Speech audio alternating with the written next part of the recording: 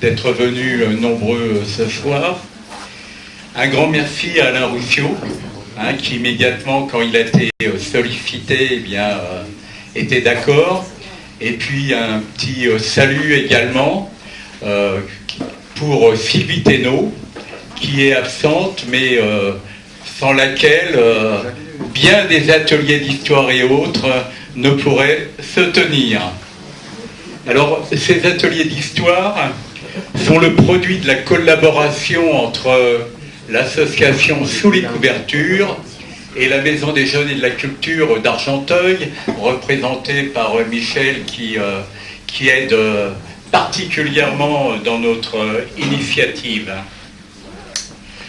Alors, à la fin de l'entretien, il y a toujours une petite collecte pour le soutien à nos associations et pour le pot, puisqu'à la fin, on continue la discussion lors d'un pot, qui est aussi le moment de la dédicace du livre.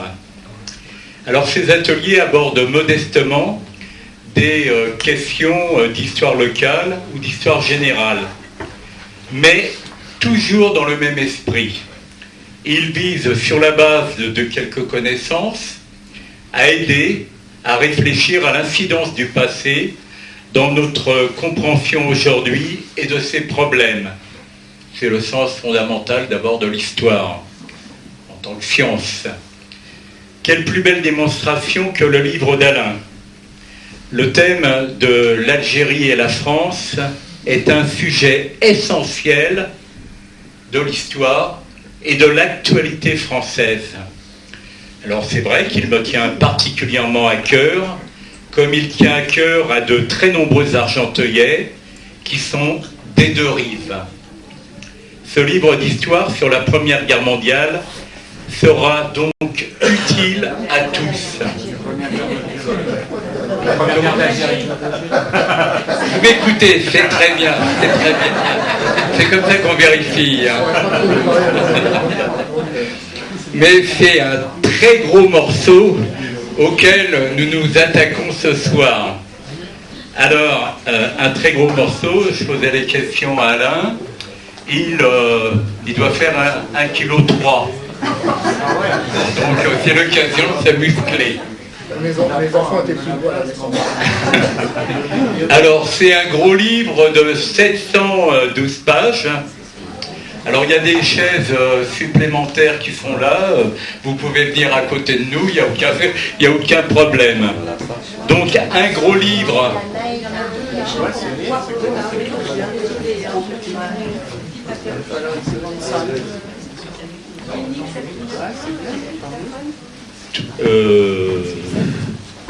En tout cas, il y a l'heure qui avance. Voilà. On regarde. Merci. Désolé. Faut toujours vérifier avant. Bien, la technicienne a opéré. Et donc, bon, mon point de vue, c'est qu'il devrait être ce livre lourd dans toutes les bonnes bibliothèques, parce que sincèrement, il fait largement le tour de la question. Donc, même pour ceux qui lisent pas un livre de A jusqu'à Z, on peut piocher à l'intérieur avec plaisir. En tout cas, notre entretien vise à vous donner l'eau à la bouche. Alors, la conquête de l'Algérie. Donc, chronologiquement, présentement, 1830-1847, avec une date qui termine, 1852, c'est-à-dire la date où, après un emprisonnement de plusieurs années, Abdelkader va enfin pouvoir aller en Orient sur la base de la promesse qui lui avait été faite 5 ans plus tôt. Donc c'est également l'histoire de l'émir Abdelkader, c'est la victoire militaire française et la conquête, mais c'est aussi la résistance, et en particulier, mais il n'était pas le seul, de l'émir Abdelkader. Donc des événements et une situation très loin de la seule image d'Épinal, qu'on avait dans nos classes d'Argenteuil et d'ailleurs, hein, la prise de la Smala d'Abdelkader en 1843. Donc maintenant, passons à l'entretien. Donc la première question, mais qui est la suite, on pourrait s'attendre à un titre, il y a des livres qui portent comme titre l'histoire de la conquête française dans ces années-là, mais là, le titre, la première guerre d'Algérie. Eh bien oui, bonsoir et merci, donc je suis même impressionné, une très belle salle, vous m'entendez? Oui, première guerre d'Algérie, bah écoutez, ça m'a vraiment paru tellement évident d'adopter ce titre parce que on entend souvent, bien sûr, quand le Français moyen entend guerre d'Algérie, il pense à la guerre d'indépendance 54-62, évidemment, et donc j'ai eu disons, l'impression qu'il était nécessaire de vraiment de remonter le temps. C'est la première fois que je travaille sur le 19e siècle, ce n'est pas ma spécialité. Vous m'entendez là? Oui, très bien. Bon. Donc j'ai vraiment eu la sensation qu'il fallait remonter le temps pour comprendre finalement la seconde guerre d'Algérie. Donc ce qui est devenu maintenant pour beaucoup, puisque le terme première guerre d'Algérie a été, à ma bonne surprise, repris par pas mal de médias ou pas mal donc il me gêne de sauter. Vous parlez si je parle comme ça va, non? Bon, alors je continue. Donc effectivement, l'idée que j'ai eue, et j'emploie cette formule qui va peut-être vous faire sourire, je peux même vous dire à quel moment a commencé la première guerre d'Algérie, et finalement, j'aurais même pu dire la guerre d'Algérie. Parce que finalement, la présence française en Algérie de 1830 à 1962, ça a été une guerre. C'était une guerre sur 132 ans, avec des phases bien sûr pacifiques, avec des phases d'affrontement seulement politique, seulement entre guillemets, mais la sensation que j'ai eue en travaillant, et qui est partagée par beaucoup d'historiens, parmi lesquels c'est Sylvie évidemment, c'est que le peuple algérien n'a jamais accepté. Et j'attire votre attention sur le sous-titre une histoire de conquête et de résistance. Et c'est vraiment les deux choses que j'ai voulu mettre en relief, sachant évidemment que peut-être beaucoup d'aspects de la résistance m'échappent parce que je ne lis pas l'arabe, et qu'il y a une historiographie en langue arabe, et il y a des archives en langue arabe auxquelles je n'ai pas accès. Mais bon, globalement, quand même, j'ai suffisamment de choses, et je le dirai dans le cours de la discussion, il y a eu beaucoup d'écrits en langue française qui m'ont permis quand même de pénétrer dans le sujet. Donc, oui, première guerre d'Algérie, elle a commencé, celui qui dirigeait le corps expéditionnaire qui a commencé la conquête s'appelait le comte de Bourmont. C'était la Restauration à ce moment-là. Hein. On est juste avant les Trois Glorieuses qui ont donné naissance après à la monarchie de Juillet. Hein. Donc, les Trois Glorieuses, je vous rappelle, 26, 27, 28 juillet 1830. Donc, le débarquement commence le 14 juin 1830. Et le comte de Bourmont a marqué sur son carnet 4 heures du matin. Donc, c'est à 4 heures du matin, le 14 juin 1830, que finalement la guerre d'Algérie a commencé. Parce qu'il n'y a jamais eu de cessation. Bon, moi je me suis arrêté à 52, d'abord parce que 1,3 kg, ça commençait à suffire pour mon éditeur, et puis peut-être parce que je n'avais pas la capacité d'aller encore plus loin. Et troisième aspect, c'est que je vous recommande, si vous lisez mon livre, si vous cherchez la période qui suit, je vous recommande le livre d'une collègue, hélas décédée, Annie Ray Goldsteiger, qui a écrit un livre sur le royaume arabe, qui lui parle de l'Algérie sous le Second Empire. Donc voilà la suite de ce que moi j'ai écrit. Donc oui, effectivement, ça a été une guerre. Alors, dans le titre, il y a guerre. Donc, oui, c'était une guerre. C'était une guerre avec une première phase qui a été une phase, je dirais, de pénétration relativement facile de l'armée française. 38 000 hommes quand même. Hein. 38 000 soldats qui ont débarqué sur le sol de l'Algérie. Des soldats dont certains étaient des vétérans de l'armée de Napoléon Ier, de la grande armée, hein, donc des vieux grognards, et puis des gens qui avaient évidemment une supériorité mécanique phénoménale. Donc pendant une première période, entre le 14 juin 1830 et la reddition d'Alger, 5 juillet 1830. Vous voyez, donc 3 semaines. En 3 semaines. Et beaucoup à l'époque, y compris beaucoup de Français, se sont dit, cette Algérie, finalement, elle est déjà conquise, quoi. Bon, il y aura bien sûr la pénétration à l'intérieur des terres, mais grosso modo, on tient Alger, donc on tient l'Algérie. Cette période de sidération a duré à peu près 2 ans, et à partir de 1832, les tribus algériennes se sont réunies sous la direction de 2 chefs. On parle toujours d'Abdelkader, mais je vais vous parler du deuxième. Donc à l'ouest, Abdelkader, donc du côté de la frontière du Maroc. Je vous rappelle, j'aurais peut-être dû commencer par là, je vous rappelle que l'Algérie à l'époque est avant ça s'appelle la Régence d'Alger, était une possession ottomane. Hein, l'Empire ottoman domine tout le bassin méditerranéen jusqu'à la frontière du Maroc, qui lui n'a jamais été colonisé, n'a jamais été ottoman. Donc, j'ai perdu le fil. L'Algérie à ce moment-là, donc, les Ottomans, voilà, c'est ça que je voulais vous dire.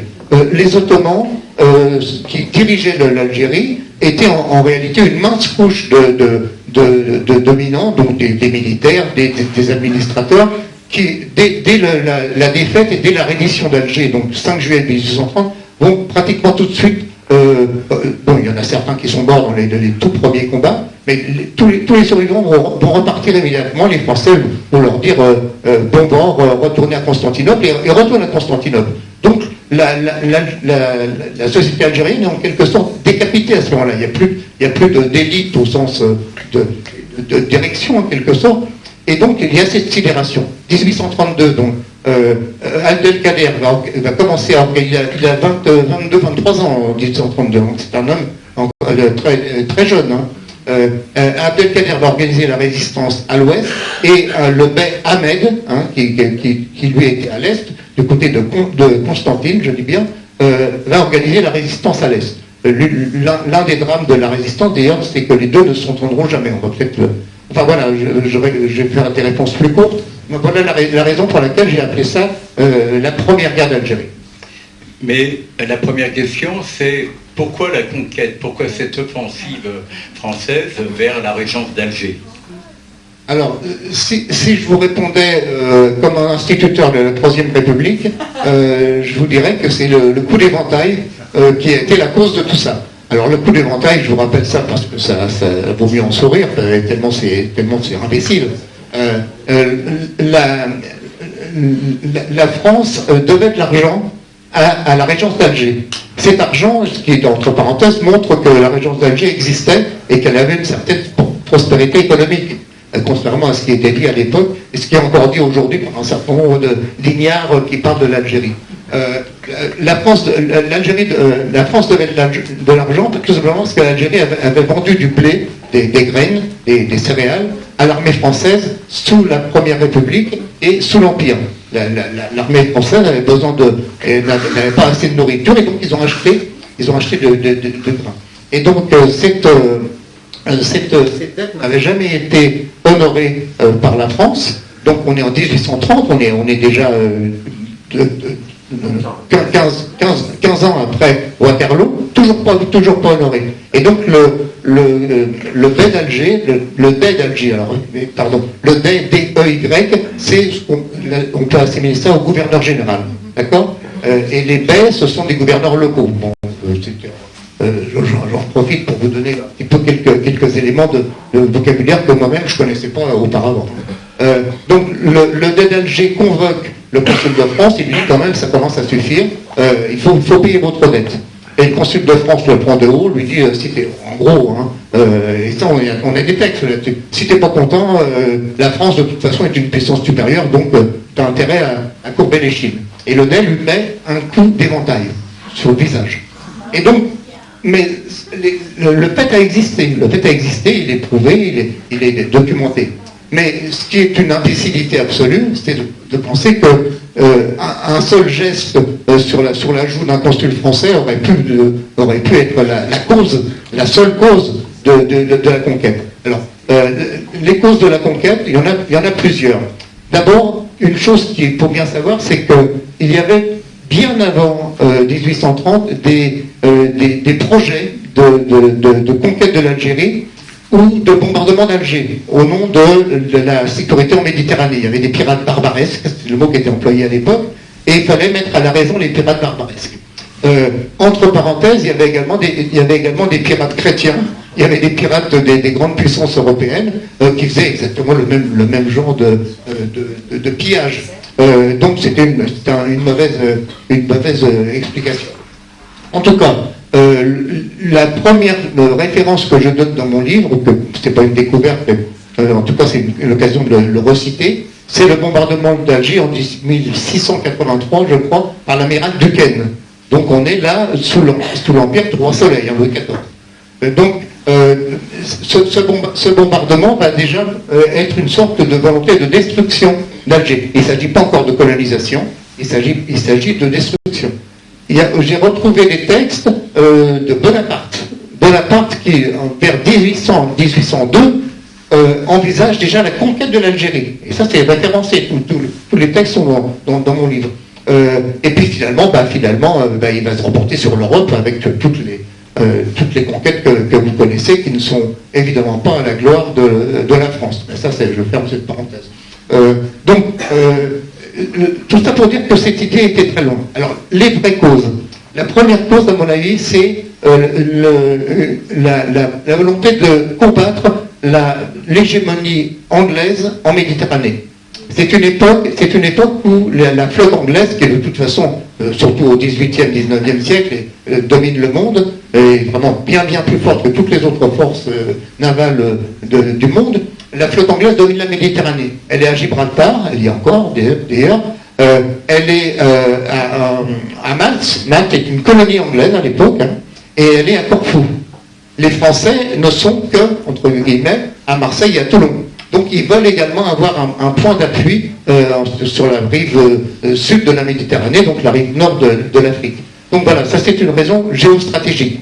Il y a également une raison que je dirais sociopolitique, à savoir la volonté, la théorisation de la lutte contre la pauvreté. La France est un océan de misère à l'époque. Relisez, pour ceux que...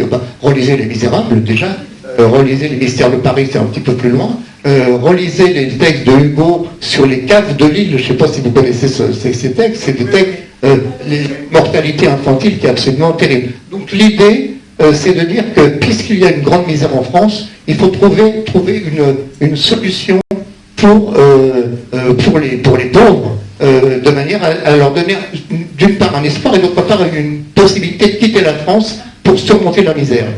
D'autant plus, ça je fais appel à vos souvenirs de gens, disons, de gauche, j'ai l'impression qu'on est un petit peu majoritaire à gauche ici, c'est l'époque des canuts. C'est l'époque où les canuts se révoltent, et c'est l'époque de la réapparition du drapeau rouge sur certaines barricades. Donc la grande peur de la... on est la conquête c'est 1830, le manifeste communiste de Marx et Engels c'est 1848, donc c'est la même période. Donc la grande peur des bien-pensants, en quelque sorte, c'est de dire la révolution sociale nous guette, et donc pour éviter la révolution sociale, envoyons des pauvres à l'étranger. Tout ça c'est un peu mélangé dans la tête des acteurs des événements, mais voilà, je vous les donne à grands traits. Troisième grande cause, la notion qui apparaît à ce moment-là de hiérarchie des races et des civilisations. Hiérarchie des races et des civilisations. La mission civilisatrice de la France, qui est partagée d'une part par l'Église, évangélisation contre cette religion de sauvage qui est l'islam, enfin, c'est pas ce que je dis, mais c'est ce qui est dit à l'époque, et d'autre part la gauche française issue des Lumières qui considère que ces sociétés barbares doivent connaître les lumières de la civilisation, les lumières de la raison, derrière majuscule. Donc tout ça est qu'il y a cette notion. Et la notion de hiérarchie des races est totalement hiérarchisée au même moment. Le livre du comte de Gobineau, qui s'appelle de l'inégalité des races humaines, 1843. On est en plein. Tout ça, c'est la même période. Donc, finalement, les gouvernants et une grande partie des Français de l'époque considèrent il est naturel que, pour toutes ces raisons, donc mélangées encore une fois, pour toutes ces raisons, il y ait conquête de l'Algérie et après colonisation, on y viendra. Oui, alors, un des axes du livre, parmi bien d'autres, c'est le problème de la construction de l'armée française. On va voir son rôle, l'effroi qu'elle va créer, mais tu as évoqué les temps napoléoniens, et en particulier parmi les grands noms, les officiers qui vont diriger la conquête de l'Algérie, il y en a un certain nombre qui ont participé aux conquêtes napoléoniennes, mais qui ont aussi vécu un épisode, je crois, qui a de l'importance par rapport à la colonisation, qui est peu connu, enfin, c'est celui de la défaite de l'armée française en Haïti, à Saint-Domingue. Un petit rappel sur cet épisode. Bonaparte est celui qui a déjà rétabli l'esclavage, ça vous le savez, et qui en plus n'a absolument pas accepté le mouvement de libération nationale en Haïti, ce qui s'appelait Saint-Domingue à l'époque, c'est devenu Haïti au moment de l'indépendance, et donc il a envoyé son armée, dirigée d'ailleurs par son beau-frère qui est le général Leclerc, pas celui du XXe siècle, l'autre, qui a subi un revers majeur à Vertières en 1780, là je n'avais pas préparé la question, mais c'est 1797, quelque chose comme ça, dans les tout derniers temps de la guerre menée par les Français en Haïti. Et donc effectivement, un certain nombre d'entre eux, tous ces officiers avaient fait, certains avaient fait des campagnes napoléoniennes en Europe. Bugeaud était à Austerlitz, par exemple. Il était jeune, il devait être lieutenant ou quelque chose comme ça. Bugeaud était à Austerlitz. Après, il y a eu également la conquête de l'Espagne, les guerres napoléoniennes en Espagne, qui ont été d'une extrême violence. Rappelez-vous, El 12 de Mayo, El 13 de Mayo de Goya, c'est la lutte féroce qui a été menée par l'armée française contre les Espagnols. Entre parenthèses, le mot guérilla est né à ce moment-là. C'est pas une invention ni de Che Guevara, ni de Mao Tse-tung, ni de Bonnier Diap. C'est un mot qui est né pendant ce qu'on appelait la guerre d'Espagne, la première, enfin, je ne sais pas si c'est la première, en tout cas, la guerre napoléonienne contre l'Espagne. Donc tous ces gens avaient déjà une longue expérience, c'était des guerriers éprouvés et redoutables, mais c'était des guerriers déjà sanguinaires. Un certain général Boyer qui avait participé à la lutte contre les Espagnols avait été surnommé en Espagne Pierre le Cruel. Donc vous voyez, c'était déjà... Et puis, bon, il y avait de la concurrence dans ce domaine. Oui, alors justement, il y en a par exemple un, il y a le fameux dont tu parles, qui est le Montagnac, le Cruel. Bon, un autre aspect, alors bon, dans le livre, sur justement cette réalité des horreurs de la conquête. Je crois qu'on ne va pas rentrer trop dans le détail, mais grosso modo, 100 000 morts du côté de l'armée française durant ces 17 ans. Et alors, il y a des discussions, mais il y a un chiffre de 800 000 victimes du côté algérien pendant ces années de cette première guerre d'Algérie. Mais c'est très bien développé dans ton livre. Mais il y a un aspect que j'aimerais qu'on aborde, c'est celui de la spoliation des terres, qui a quand même été un élément déterminant pour cette longue guerre d'Algérie dont tu parlais, 1830-1962. D'accord. Donc, alors, avant de venir je vais répondre bien sûr à ta question, mais avant quand même sur la violence de la conquête. Cette première guerre d'Algérie a été une guerre d'une violence absolue. Donc je viens de vous citer le nom d'un général Boyer, mais je veux dire, dans ce domaine, il y avait une sacrée concurrence. Tous les officiers, soyons prudents, la quasi-totalité des officiers ont été des brutes sanguinaires, ont été des sabreurs. Ce qui est très surprenant, Alors avec des méthodes, les méthodes elles sont développées dans mon livre, et parfois je vous assure c'était les pires moments de la rédaction, parce que par exemple je référence les décapitations, les viols, toutes ces choses-là, et avec à chaque fois des témoignages irréfutables et contemporains de l'époque. Hein. C'est pas des choses qui ont été écrites par la suite. En tout cas ces méthodes ont été des méthodes extrêmes. Les razzias. La razzia, c'est le phénomène peut-être le plus grave de toute la conquête de l'Algérie. Pourquoi? Parce que c'est un phénomène généralisé. Bon, les autres phénomènes que je viens de vous décrire ont été massifs, avec un nombre de morts sur lequel je reviendrai. Mais la razzia, c'était véritablement une colonne qui arrivait devant un village, soit parce que le village avait donné quelques signes de résistance, des coups de fusil de certains francs-tireurs qui avaient tiré sur des colonnes françaises, soit tout simplement parce qu'ils avaient faim et qu'il fallait que la faim d'un Français était bien plus importante que la faim d'un Algérien. Donc ils arrivaient, ils prenaient tout. Ils prenaient des grains, ils prenaient le bétail.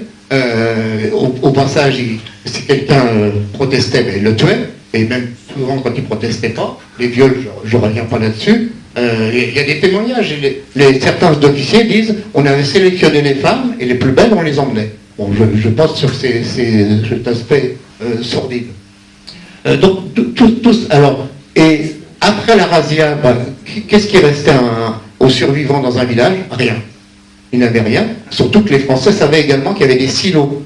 En Afrique du Nord, il y avait une très très ancienne pratique qui était d'enterrer des grains dans des silos un petit peu isolés. Donc quand les Français les trouvaient, ils prenaient ou ils brûlaient. Et donc, les gens qui étaient là mouraient. Les gens qui étaient là mouraient. Alors, dans mon livre, je cite un chiffre qui n'est pas exactement celui que tu as cité, qui est de 500 000. Pourquoi je cite 500 000? Parce que je me suis rapproché d'une étude d'un démographe algérien qui s'appelle Kamel Kateb, qui lui s'arrête à 71, la grande révolte de Kabylie, et qui lui avance le chiffre très très référencé, avec des méthodes de démographe, alors avec les incertitudes du fait qu'il n'y avait pas de recensement à l'époque, mais enfin quand même c'est quand même très. Et Kamel Kateb sur la période entre la conquête, le début de la conquête et 1871, il y a eu 825 000 morts. Et donc, moi je pense qu'il y a eu à peu près pour la période, moi je m'arrête en 52, 20 ans plus tôt, donc à la louche, je pense qu'il y a eu à peu près 500 000 morts. Alors tu utilises... Pardon. Je termine juste sur ce chiffre, et puis après je viendrai à la... 500 000 morts, mais sachez qu'il y avait à peu près 4 millions d'Algériens au moment de la conquête. Donc on est à 12-13%. C'est un des taux les plus élevés de mortalité lors d'une conquête. 12-13% de la population, c'est 5 fois plus que les Français de la Première Guerre mondiale. Hein.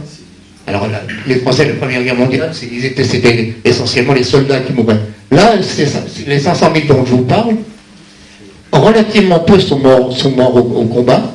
Alors les cavaliers d'Abdelkader, les cavaliers du BRN, certains francs-tireurs qui faisaient le coup de feu contre les Français, mais ça pèse quelques milliers.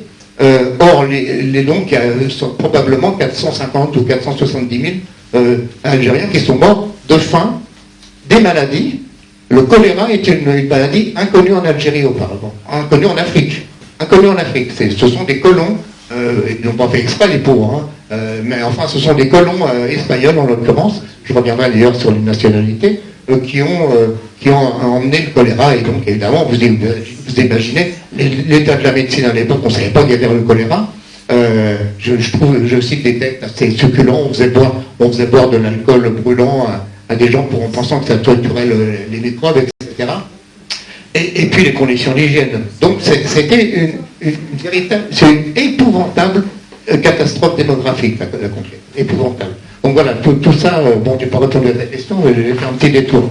Oui, enfin, à ce propos, tu as une formule très imagée sur les pratiques de l'armée, et qui est intéressante justement sur la construction de l'armée coloniale qui va marquer l'histoire française jusqu'à l'indépendance algérienne. tu as l'expression « l'armée faite féroce par l'Algérie hein, », qui est quand même... Bon, par ailleurs, oui, je te posais la question sur le fait qu'il va y avoir des conséquences majeures sur la société algérienne de la spoliation. Mais j'ai encore autre chose à dire avant. Ça prouve que c'est spontané. Non, excuse-moi. D'abord, tu es gentil de m'attribuer cette formule, je suis en bonne compagnie, parce que c'est pas une formule de moi, c'est une formule de Victor Hugo, donc rien que ça. Alors, Victor Hugo, vous le savez sans doute, en dehors de son œuvre phénoménale, monstrueuse, écrivait également des carnets qui ont été ensuite publiés après sa mort. Sa famille les a recueillis et a publié, donc ça s'appelle Choses vues, que pour un livre de poche, hein, c'est facile à trouver. Et c'est Victor Hugo qui commente des tristes événements de la conquête de l'Algérie et qui parle de l'armée faite féroce par l'Algérie. Donc c'est une formule de lui. Hein. Mais j'ajoute tout de suite, parce qu'en France, on adore détester parfois les militaires sabreurs, et on a raison, mais on oublie un peu trop les politiques. Or, on adore pour la Seconde Guerre d'Algérie, on adore détester Bijard et Massu, et on a raison de le faire, mais on oublie quand même qu'il y avait des gouvernements de Guy Mollet à Charles de Gaulle, en passant par Edgar Faure, qui ont donné les ordres. C'est quand même eux qui donnaient. C'est quand même donc des...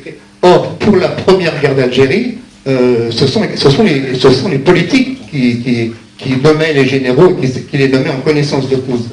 Quand Bugeaud est parti en Algérie, donc fin 1840, il avait déjà dit à l'avance qu'il ferait une politique de guerre totale.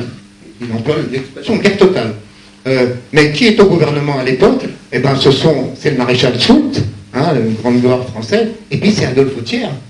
Thiers, on pense toujours au Thiers de la Commune en 71, mais Thiers a été Premier ministre, et il était ministre de l'Intérieur ou quelque chose comme ça au moment où ils ont nommé Bugeaud. Donc voilà, c'est pour dire que les crimes de la colonisation, ce sont des crimes d'État. Ce ne sont pas seulement des crimes excusez-moi, de salopards qui aimaient le sang. Non, ce sont des crimes d'État dus à un système. Bon, voilà, après je vais répondre à ta question. Sur la spoliation. Alors, en fait, le mot colonisation a deux sens. Le mot colonisation, c'est d'une part une armée qui arrive, qui impose sa loi, qui hisse le drapeau. Donc, je vous rappelle, c'est le drapeau blanc au début, hein, et il a été remplacé par le drapeau tricolore au moment de la monarchie de Juillet. Donc, qui hisse le drapeau. Ça, c'est la colonisation, et après, on impose nos lois, nos tribunaux, nos valeurs, etc., etc. Mais ça a également un second sens, c'est colonisation des terres. Et donc, la première colonisation, elle est au service de la deuxième. On ne va pas coloniser pour le plaisir d'avoir un drapeau, mais on colonise pour effectivement faire en sorte que la population française devienne dominante. Donc il va y avoir une véritable volonté des autorités d'envoyer des colons. D'envoyer l'Algérie est la première colonie de peuplement. Une colonie de peuplement qui reste jusqu'au dernier moment de l'Algérie française. Hein. Donc à ce moment-là, il va y avoir l'envoi de milliers et de milliers alors j'allais dire de Français, non, d'Européens. La première génération de colons qui part là-bas, ce sont, alors il y a des Français, bien sûr, minoritaires. Les Français font à peu près, les 10 premières années, à peu près 45% de la totalité. Et donc les 55% qui restent, c'est des Espagnols, des Italiens, des Maltais, très très nombreux, des Allemands, des Suisses. Il y a vraiment une sorte de colonisation, je dirais, internationale des colons. Alors, deuxième affirmation, ces gens-là ne sont pas des riches. Vous savez, on a un petit peu l'habitude de penser que tous les colons en Algérie étaient riches. Bon, c'est vrai pour la génération d'après, hein, c'est vrai il y avait des colons qui avaient 100, 700 hectares de vignes, de blé, etc. Cette première génération, c'est vraiment des pauvres. C'est vraiment des pauvres en haillons qui arrivent, qui croient arriver dans un Eldorado et qui finalement vont s'apercevoir qu'ils ont été eux aussi floués. En fait, c'est des victimes et tu as cité le chiffre de 100 000 morts. Il y a énormément d'Européens qui sont morts eux aussi de faim, parce qu'on leur avait promis une terre et finalement cette terre était pas d'instruments aratoires, ils n'avaient pas de bétail, ils n'avaient pas de semences, etc. Donc ces gens-là ont été également des victimes collatérales. Alors, le principe du colonna, eh bien, il est simple, c'est de dire que les indigènes, c'est l'expression qui est employée à l'époque, les indigènes n'ont pas de titre de propriété. Ils ne sont pas propriétaires. Donc ce sont des terres vierges, ce sont des terres à disposition des colons.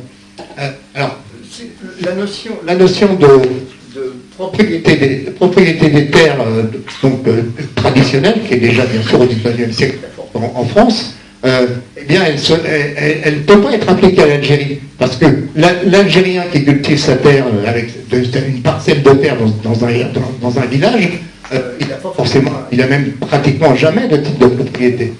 Donc, la communauté villageoise qui le voit et qui a vu son père, qui a vu son grand-père travailler la même terre, sait qu'il est sur sa terre. Donc, c'est pas la peine qu'il ait besoin de titre de propriété. Et donc, il va, au moment où les colons vont arriver, les Français, donc avec la force armée qui est derrière, vont dire messieurs, dégagez, cette terre maintenant est attribuée à la famille machin, la famille truc. J'ai même trouvé une famille Nadal espagnole, qui, je pense que c'est un ancêtre du tourisme. Bon, oui, c'est pour rien. Hein. En tout cas, voilà. Donc, voilà, l'idée, c'est celle-ci, quoi. C'est de dire, vous n'êtes rien.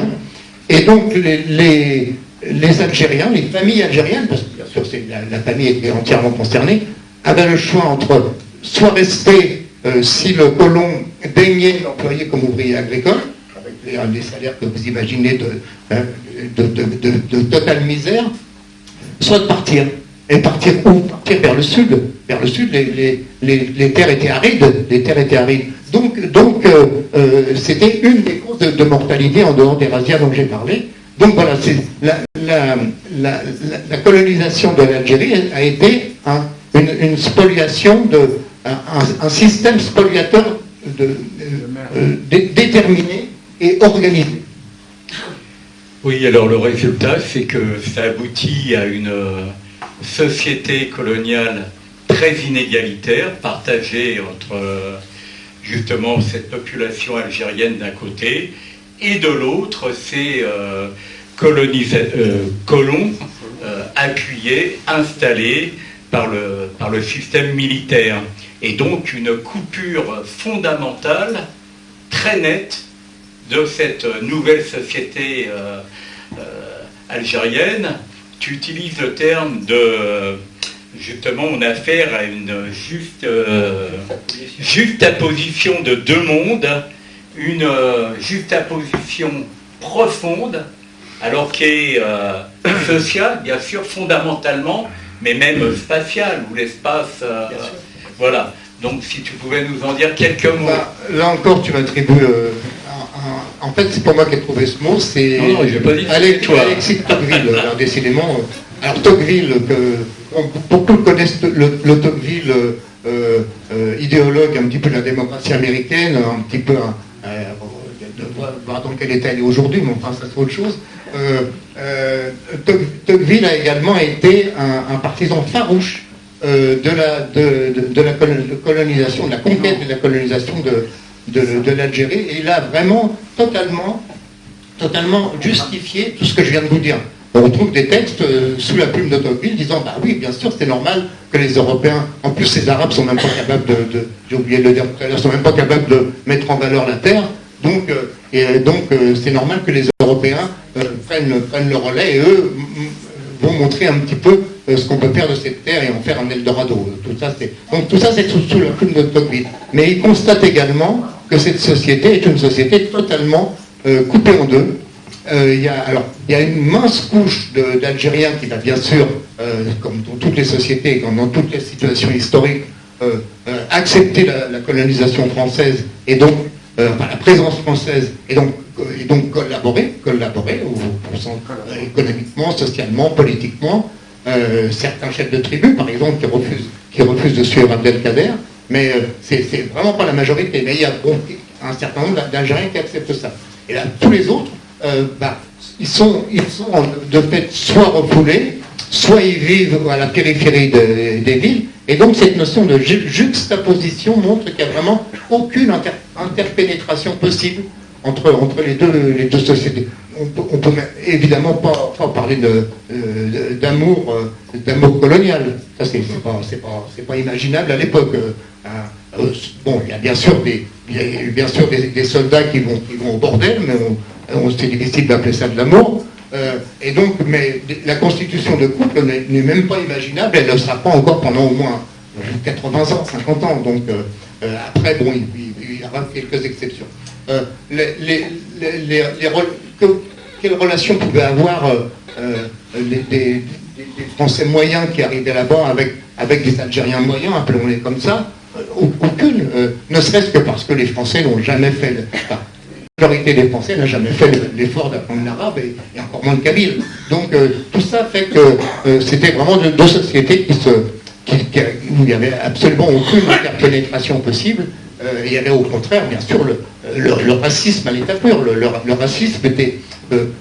les colons, est-ce qu'on peut en général, les Européens qui allaient en Algérie, on ne peut pas leur jeter la pierre parce qu'ils avaient été éduqués dans cette idée. Ils avaient, même les plus grands intellectuels parlaient d'égalité des races, donc le pauvre européen qui arrivait là, tout simplement, il disait oui, vous voyez, ils sont même pas capables de s'habiller comme nous, ils sont pas même pas capables d'avoir une société comme la nôtre, donc ils sont intrinsèquement inférieurs. Donc voilà, ce constat superficiel, épidermique, faisait que le racisme était vraiment dans tous les esprits, il n'y avait pratiquement jamais d'exception. Et puis, et l'islamophobie. Alors je sais que dans le milieu de gauche, parfois, moi je l'emploie le mot. Alors dans la France du XXIe siècle, je l'emploie sans hésiter. Mais bon, je sais que dans les milieux de gauche, il n'est pas toujours accepté par tout le monde. En tout cas, je reviens au XIXe siècle, la volonté de lutter contre l'islam était une volonté farouche. Les premières victimes, dans les bâtiments, les premières victimes de la conquête, c'est les mosquées. Il y a eu beaucoup de mosquées qui ont été détruites. Celles qui étaient suffisamment vastes étaient souvent utilisées comme casernes. Bon, les officiers qui avaient leurs soldats à caser, voyaient bien qu'il y avait de grands espaces, c'était les seuls grands espaces, donc ça a été utilisé comme des écuries. Et à contrario, certaines ont été récupérées par l'Église catholique pour être transformées en cathédrale, en bâtiment religieux, église ou cathédrale ou basilique, je ne sais pas. En tout cas, voilà. Et l'idée que l'islam était une religion de fanatiques, une religion de sous-hommes, était très très présente à l'époque. Alors, un autre aspect que tu as étudié, mais qui exige un peu de dépasser la période que tu as étudiée, c'est celle du colonna. Il va y avoir le développement d'un colonna important en Algérie à la fin du XIXe siècle, mais dans la première période, grande difficulté tout de même d'installer des colons en Algérie. Oui, c'est un petit peu ce que j'ai dit tout à l'heure. En fait, il faut distinguer deux phases. La première phase, je dirais, de 1830 à 1848. 48, la Seconde République.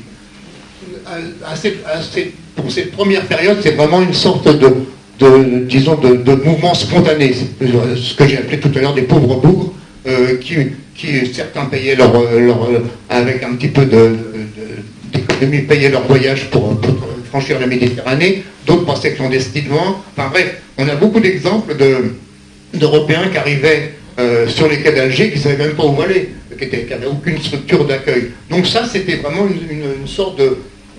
On peut appeler ça une colonisation anarchique, un petit peu, non organisée. Bon. Et toute cette période, je l'ai dit tout à l'heure, les Français étaient minoritaires, 45% à la louche. Donc à un certain moment, donc là on est jusqu'à 48. 48, révolution de février 48, donc vous connaissez votre histoire. Et donc, avènement de la Seconde République. La Seconde République va avoir un raisonnement va être extrêmement colonialiste. Alors, j'en profite pour donner un petit coup de griffe à tous nos hommes politiques qui nous parlent des valeurs de la République. La Seconde République a été une République très colonialiste. La Troisième République, n'en parlons pas. La Quatrième a fait la guerre en Indochine et en Algérie. Et la Cinquième a continué la guerre en Algérie. Donc, les valeurs de la République, très peu pour moi. En tout cas, je reviens à la Seconde République, donc je vous rappelle février 48. Les dirigeants de l'époque, alors ce sont les grands démocrates, parmi lesquels le Beau-Rollin, Lamartine, enfin des gens comme ça, font le constat qu'on a conquis l'Algérie, on a à peu près réussi, on a l'impression on parle d'Abdelkader quand même, également de la résistance, on a l'impression de contrôler à peu près le terrain, mais il n'y a pas suffisamment de colons français. Donc c'est la Seconde République qui va organiser des départs collectifs aux frais de la République, où effectivement il va y avoir, vous avez peut-être vu des images, des images d'Épinal, des choses comme ça, où les colons étaient invités à venir, je crois que le premier convoi est parti du quai de Bercy à Paris, et donc ils partaient en famille, parfois 3 générations, enfin, parfois on a même des exemples d'enfants 3-4 ans, et puis de vieillards, pour l'époque en tout cas, qui avaient dépassé les 70, qui étaient vraiment des gens très, très, très usés, mais qui partaient. Donc 3 générations, payées par la République, ils vont jusqu'en Algérie.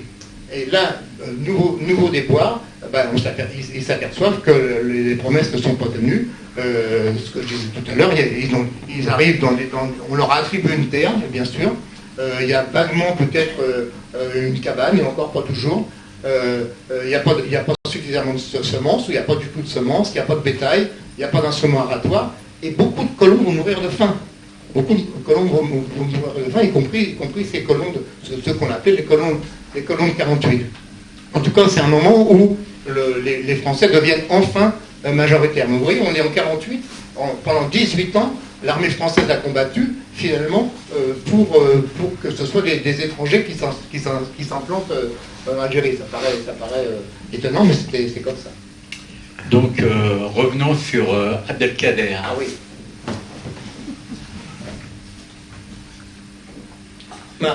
Donc, la première, c'est un constat, c'est même pas une analyse, c'est un constat. Si l'Algérie, comme le disent un certain nombre, parmi lesquels Bruno Retailleau en ce moment, si l'Algérie n'avait pas été une société, alors nation, on pourra en discuter, hein. En tout cas, une société structurée avec une aspiration nationale, appelons ça comme ça, si ça n'avait pas été le cas, il n'y aurait pas eu de résistance. Or, il y a eu une résistance. Cette résistance, elle a été suffisamment forte pour tenir l'armée française en échec pendant 20 ans. 17 ans pour être plus précis. Hein. Abdelkader, 15 ans pour Abdelkader et un peu plus pour les autres. Abdelkader, donc, qui est-il? Il a, aux yeux des tribus algériennes, il a plusieurs qualités. D'abord, il est Hajj, il a fait le pèlerinage à la Mecque. Il est très jeune, il a fait le pèlerinage avec son père. C'est un lettré, il est très pieux, il connaît, je ne sais pas si complètement par cœur, mais en tout cas il connaît le Coran. Il est très pieux, il est connu comme étant très pieux. Il est chef d'une grande tribu, c'est pas la résistance populaire, hein, c'est pas le guévarisme. Hein. C'est un chef de tribu, plutôt des couches dirigeantes. Hein.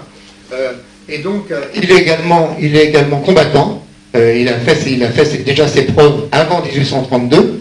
Et en 1832, donc, les tribus algériennes, je le répète, de l'ouest du pays, se réunissent et décident d'élire en leur sein un dirigeant, et qui va s'appeler donc un émir. D'où son titre d'émir, Émir Abdelkader.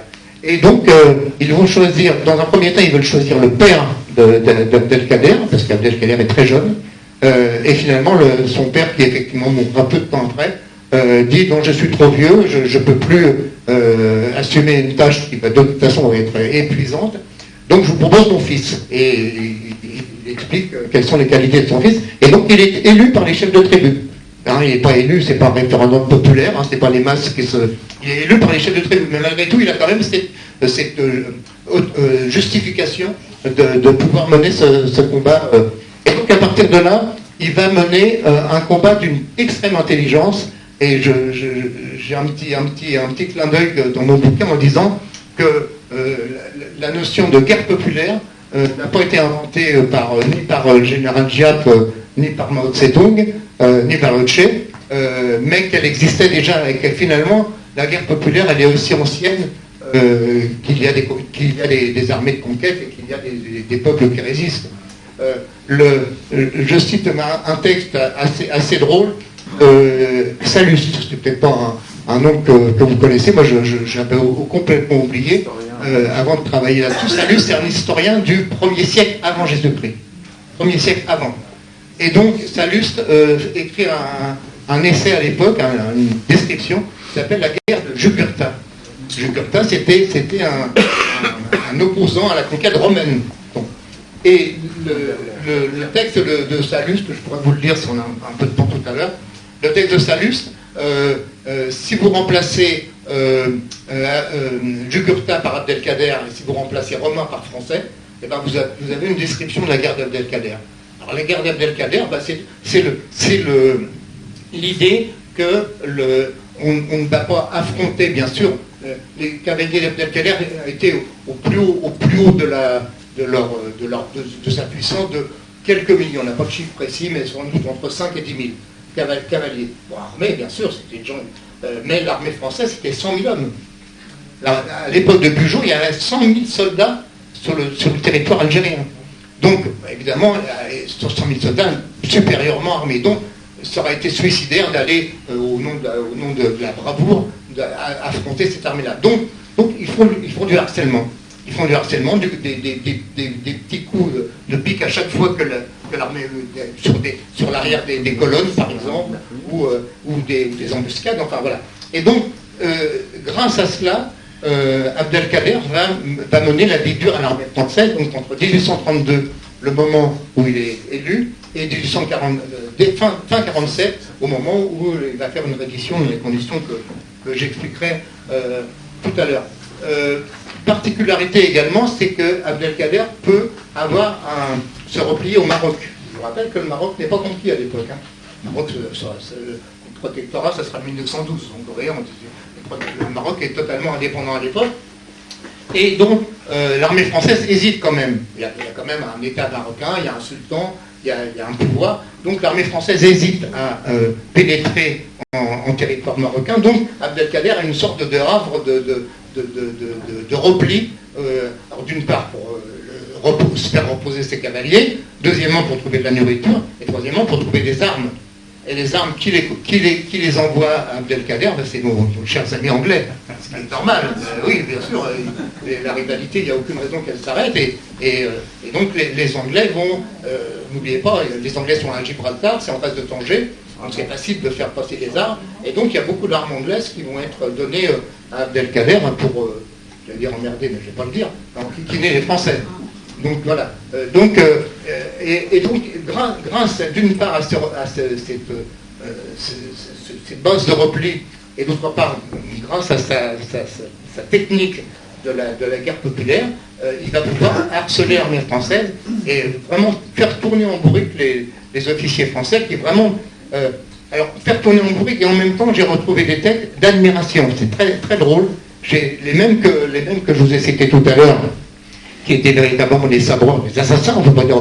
Mais en même temps, ils avaient une certaine admiration pour Abdelkader. Ils disaient quand même, c'est quand même un sacré bonhomme, quoi, pour nous tenir au-delà d'Abdelkader, la résistance algérienne. Et donc le Bey Ahmed avait fait à peu près la même chose à l'est du pays. Particularité, alors pourquoi Abdelkader à un certain moment est obligé de se rendre? D'abord parce que il avait malgré tout perdu un certain nombre de choses, la fameuse prise de la Smala d'Abdelkader en 1943. Donc là, il commençait effectivement à avoir moins de force. Et surtout, il va y avoir le fait que Bugeaud va déclarer la guerre, pas déclarer la guerre, mais va faire la guerre au Maroc. Le Maroc, qui jusqu'à 1844 était vraiment un allié fidèle d'Abdelkader, eh bien, Bugeaud va pénétrer contre, il n'y avait pas de droit international à l'époque, mais enfin contre toute légalité internationale, il va pénétrer au Maroc, il va battre l'armée marocaine à la bataille d'Isli, hein, c'est un nom que vous avez peut-être déjà entendu, je crois qu'il y a une rue d'Islay à Paris, il va bombarder également Tanger et Mogador, qui s'appelle Essaouira aujourd'hui. Hein. Si vous allez rue de Mogador ou si vous allez au théâtre de Mogador, mais sachez que c'est à la gloire de Bugeaud que cette rue a été nommée. Donc, à partir du moment où l'armée française va vaincre l'armée marocaine va être obligée de ne plus soutenir Abdelkader, et donc Abdelkader va progressivement perdre des forces, et à un certain moment, je crois qu'on va y venir tout à l'heure, il va se rendre dans l'honneur en décembre 1847. Alors on n'a plus beaucoup de temps, donc tu peux effectivement quand même évoquer cet aspect de la reddition d'Abdelkader et puis ce qu'on va lui faire vivre dans les années qui vont suivre. Alors, donc je suis le fil, donc décembre 47, reddition, mais reddition dans l'honneur. D'abord, il aurait pu encore continuer enfin, il perdait quand même régulièrement des hommes. Et n'oubliez pas une chose, c'est que ce qu'on appelle la Smala, qui avait été détruite en 1943, mais il y avait encore tout son entourage autour de lui, c'était pas seulement ses cavaliers qui étaient autour de lui, c'est sa famille. Ses épouses, il avait plusieurs épouses, sa mère qui était encore vivante à cette époque-là. Donc à un certain moment, il dit bon, je peux continuer encore la guérilla, mais progressivement je perds des forces, et donc il faut, à un moment, elle réalise et accepter. Mais il va se rendre donc au duc d'Aumale. Donc là, on est en décembre 47. Je vous rappelle, révolution de 48, c'est février, d'accord? Donc en décembre 47, il va se rendre au duc d'Aumale. Le duc d'Aumale est le fils de Louis-Philippe.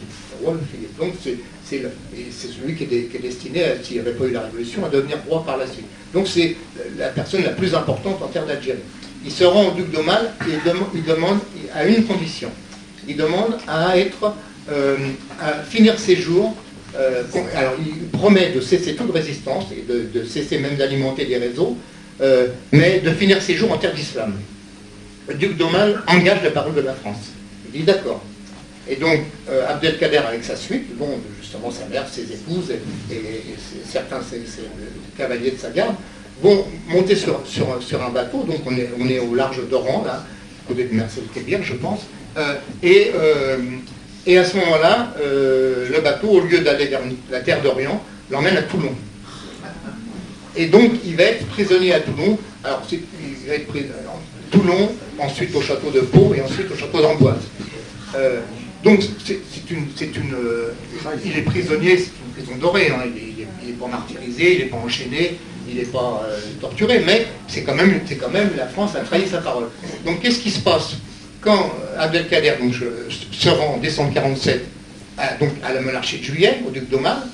La révolution de février 1948 ne va pas tenir la parole de la France, encore une valeur de la République, ne va pas tenir la parole de la France, et donc va laisser Abdelkader prisonnier, en disant finalement il est trop dangereux, il a un prestige, il garde un prestige en Algérie, d'une façon générale dans le monde musulman, donc on le garde emprisonné. Encore une fois, bon, à Amboise, il marchait à l'intérieur du château, il avait sa famille avec lui, il faisait sa prière, bon, il n'avait pas de conditions inhumaines, mais malgré tout, c'était quand même une trahison de sa parole, de la parole de la France. Et donc à un certain moment, alors il y a certains qui commencent à demander, bon, je cite des exemples, certains qui commencent à demander sa libération, et que la France tienne la parole, et finalement, celui qui va venir tenir la parole de la France, c'est Napoléon III.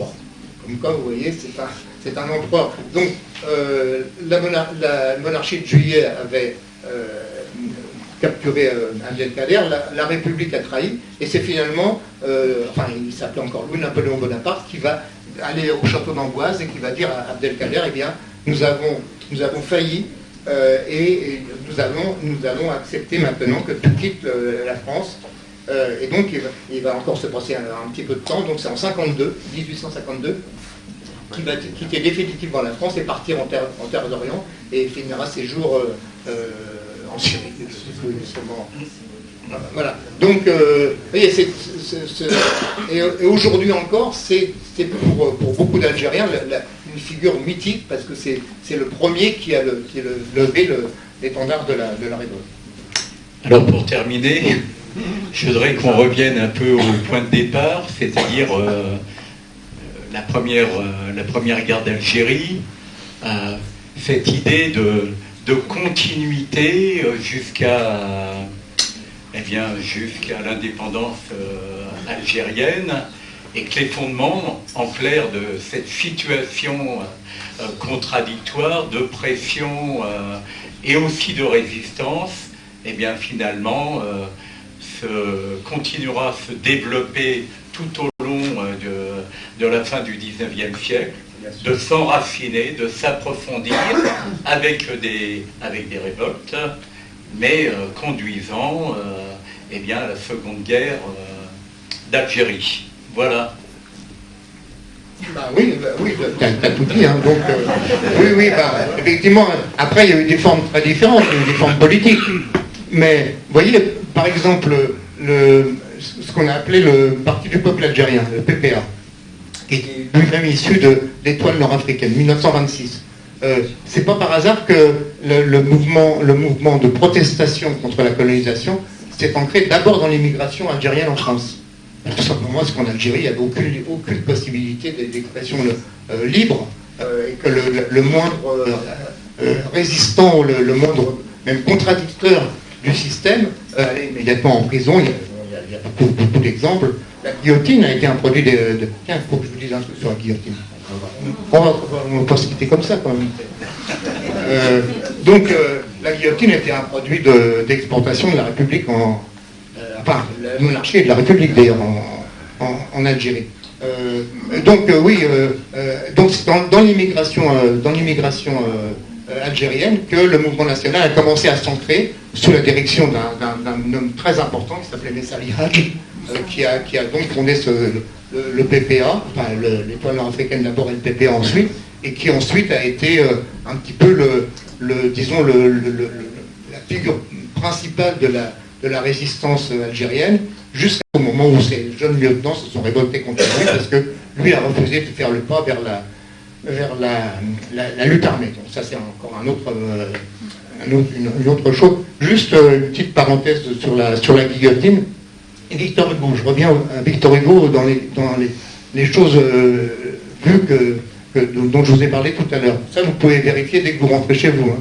Victor Hugo, en 1843, il notait ça pour lui. Hein. Il dit, il y a une drôle de scène qui arrive sur le quai d'Alger. On voit des caisses arriver. Donc, au fur et à mesure, le bateau pose les caisses sur les quais. Et au fur et à mesure, on ouvre qu'est-ce qu'on voit? Des bouts de bois. C'est quoi la dernière caisse ouverte, c'est la lame de la guillotine. 1843. Et Victor Hugo dit, c'est la civilisation qui arrivait sous forme de guillotine. Voilà, fin de citation. Bon, bien, on va prendre pas plus de 2 ou 3 questions. Parce qu'ensuite, il faut qu'on continue la discussion autour d'un verre. Oui. Vous n'avez pas beaucoup parlé du père Bugeaud. Et moi, dans les années 50, j'étais un enfant et on m'apprenait une comptine. L'as-tu vu la casquette, l'as-tu vu la casquette du père Bugeaud? Il était populaire. En fait, oui, je parle de... Alors, puisque vous parlez de ça, moi j'ai cherché sur Internet, c'est facile aujourd'hui, hein, entre parenthèses, il ferait la moitié du poids de mon bouquin s'il n'y avait pas Internet, hein, parce que c'est un historien aujourd'hui, il se régale et en même temps il perd du temps, parce que des fois on voit trop de choses. Bon, la casquette, c'est une comptine pour enfants qui a été apprise, comme je vous le dis. Elle était enregistrée par Annie Cordy, pas récemment puisqu'elle est décédée, la pauvre, mais dans les années 1990, quelque chose comme ça. Hein. On chantait encore. Et la casquette du père Bugeaud, c'est le brave père Bugeaud, quoi. Hein. Je vous passe sur l'anecdote, mais enfin, c'était le père de ses soldats, c'était un brave type. Cette image-là, elle est en permanence, elle a été en permanence imprimée. On retrouve ça effectivement dans les manuels scolaires jusqu'à la 4e République, peut-être même au-delà. Donc voilà, c'était juste une autre anecdote à propos de Bugeaud. Donc les enfants de France apprenaient la casquette du père Bugeaud, les enfants d'Algérie, et ça c'est une chose qui est référencée par exemple dans les ouvrages de Mohamed Harbi, qui était enfant dans les années 50, un enfant d'Algérie qui n'était pas sage, sa mère lui disait « Sois sage, sinon je vais appeler Bigi. » Bigi. C'était Bugeaud. Vous voyez, c'était le croque-mitaine, quoi. En France, on dit sois sage, sinon je vais appeler l'ogre. Là, et pour les Algériens, Bugeaud, un siècle plus tard, c'était encore l'épouvante. Donc vous voyez, et donc il faut faire attention. Alors je vous signale, je vais faire un peu de pub, que demain soir, sur le site histoirecoloniale.net, je ne sais pas si vous connaissez, donc histoirecolonialeattachée.net, je fais avec des collègues une soirée qui va s'appeler de Bugeaud à Retailleau. Vous voyez ce que je veux dire? Donc, mettez-vous sur votre écran. Ah oui, parce qu'en fait, c'est le même esprit. Bon, c'est pas les mêmes pratiques, mais c'est le même esprit. Il y a Annie Cordy qui fait le lien entre les deux. Retailleau, hein. Une deuxième question. Oui. Vous n'avez pas parlé de la reine Kaina, la reine berbère. Ah oui, mais ça La Kaina. La Kaina. Ça ne m'étonne pas de vous que vous posiez la question. La Kaina. Non, mais moi, là, c'est l'histoire très très largement précoloniale. C'est l'époque. Là, je ne suis pas compétent du tout. Hein. Tout ce que je sais, c'est qu'effectivement, elle apparaît pour une partie de la population algérienne comme celle qui a combattu les invasions arabes. Donc, effectivement, elle est selon l'optique. Et moi, je ne suis pas algérien, donc je ne veux certainement pas me prononcer là-dessus. Selon l'optique, elle peut apparaître comme une héroïne nationale, une sorte de pré-nationalisme, ou au contraire quelqu'un qui n'a pas accepté les invasions arabes. Donc, mais bon, ça c'est pas mon sujet du tout. Hein. On n'a pas entendu son nom. La Kaina. Kaina. C'était son surnom, je ne sais pas. Une reine berbère. À propos des enfumades. Ah oui, les enfumades. Bugeaud. Et entre autres, et qui ont permis d'évacuer le courageux journaliste Jean-Michel Apathy. C'est 200 ans après, on n'admet pas les vérités historiques, et c'est incroyable. Franchement, lisez mon bouquin. Parce que bon, c'est sûr que je consacre une douzaine de pages peut-être aux enfumades dans mon livre. C'est une pratique que vous connaissez sans doute, c'est l'aspect le plus spectaculaire, mais c'est pas le seul. Hein, parce que les razzias, il y en a eu partout. Les enfumades, il y en a 3 qui sont connus. Peut-être plus, hein. Il y en a 3 qui sont connus et qui sont référencés dans mon livre. Mais l'enfumade, c'était relativement, c'était cyniquement simple. Tout simplement une tribu qui avait résisté à une colonne française, qui ensuite voulait se replier, donc là où elle pensait être inaccessible, c'est-à-dire dans les grottes. Et ben, l'armée française, plutôt que de prendre d'assaut la grotte et de perdre des hommes, ils amenaient donc le général Pélissier, sur ordre de Bugeaud, a amené des fagots qu'il a mis aux deux extrémités de la grotte du Dara, je crois, en 1145, je crois, et donc mis le feu. Et donc les gens qui étaient là sont tous morts grillés vifs ou asphyxiés. Donc, mais ça, c'est une chose, j'en profite pour dire que ça, c'est les crimes de l'armée française. Je vais revenir sur Apathy. Les crimes de l'armée française ont été beaucoup plus référencés sous la monarchie de Juillet que sous la guerre d'Algérie. C'est la seconde guerre d'Algérie. C'est incroyable, hein, parce qu'on dit la monarchie de Juillet, bon, c'était un roi, donc c'était forcément l'impossibilité. Mais la presse, tout ce que je vous ai dit et qui est dans mon bouquin, je l'ai retrouvé dans la presse. le site Gallica, qui est le site de la Bibliothèque nationale, a numérisé des centaines des dizaines de journaux, parmi lesquels le Journal des débats, qui était un peu le Monde de l'époque, si vous voulez. Le Journal des débats est numérisé sur un siècle, page par page. Et on retrouve les résultats des razzias, on les retrouve dans le Journal des débats avec le nombre de moutons, le nombre de bœufs, le nombre de chèvres qui avaient été pris et le nombre de kilogrammes de grains, etc., qui avaient été pris. Tout ça, on le retrouve dans la presse.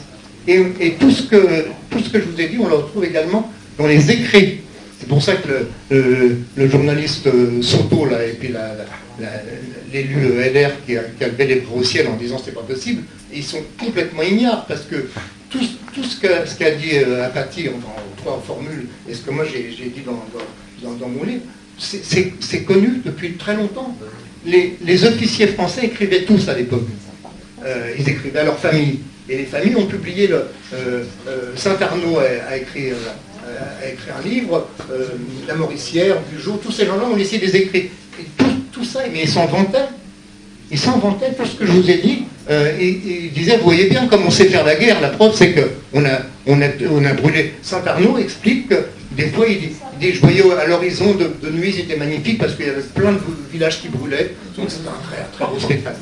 Donc tout ça c'est... Et quand Apathy a dit que l'armée française, et il ne parlait pas seulement de la première guerre d'Algérie, a semé des oradours, ben oui, mais l'armée française a semé des oradours en Algérie, en Indochine, à Madagascar,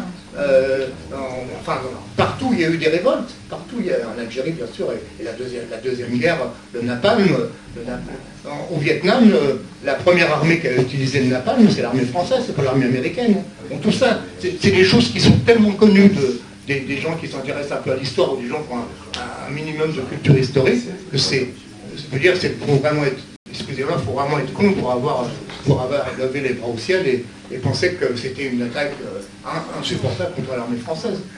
Bon, on va en rester là parce que l'objectif c'est quand même de continuer à discuter. Le livre, il y a des milliers de sujets, de problèmes qui sont traités. Donc vraiment, il faut le lire, ce livre. Hein. Donc il y en a un certain nombre, j'espère qu'il n'y en aura plus un seul. Bon, pour terminer, avant de monter en haut, où on boira le pot et continuer la discussion à la fois avec Alain et puis entre nous. D'abord, merci beaucoup à toi Alain.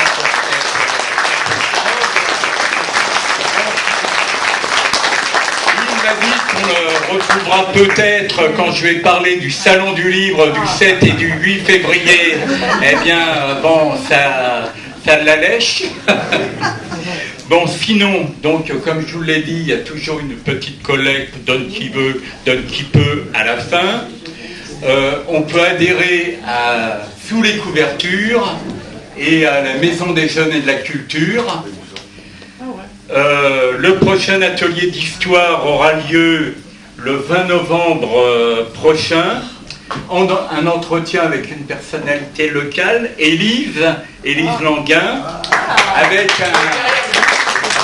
un sujet local mais qui pose bien des problèmes, vous verrez. Robert Koulouma, un grand imprimeur d'Argenteuil, allié à la question, qui est une question d'histoire, le problème du patrimoine. Voilà. Et donc, vous verrez, il y a une petite étiquette avec les... Pour une fois, on a prévu les dates prévisionnelles de l'année. Voilà.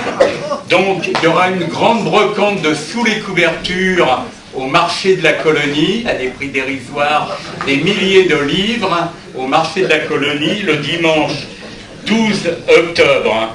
Et puis encore une fois, je termine. C'est un livre d'une richesse exceptionnelle qui vaut le coup d'être lu. Voilà.